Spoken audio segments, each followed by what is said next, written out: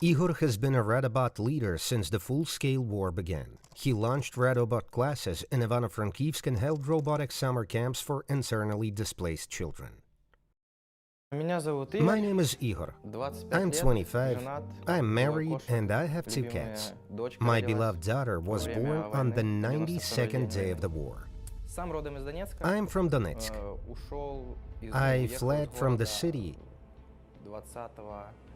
on July 20th, 2014. And I left everything: home, school, grandparents. My home was near the Donetsk airport, which was completely burned to the ground by Russians. I grew up in a Christian family, but I wasn't a believer. God intervened in my life when the war started. I started to think about the purpose of my life and the presence of God in it. When I left Donetsk, I took part in a Christian camp. Here I first heard the gospel. I believe that from that moment, God began to change my life. When I was offered a job as a teacher in Radooga to come and provide robotic classes for internally displaced children, I agreed. I understood how valuable it was for the children who were there. When the war started, I saw all the horror that teenagers and children go through.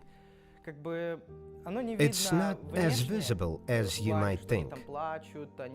You won't see their tears.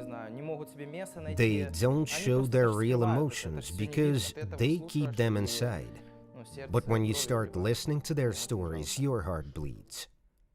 Our classes start at 9:45 a.m., but all the parents and kids come earlier at 9:30 because they want their kids to find support here. Parents are very thankful because after classes, their children are happy. In November 2022, Igor, his wife, and his little daughter were in Vyshgorod, Kyiv suburbs, when a Russian missile hit a neighbor's house. They were not injured, but were forced to move to a safer area.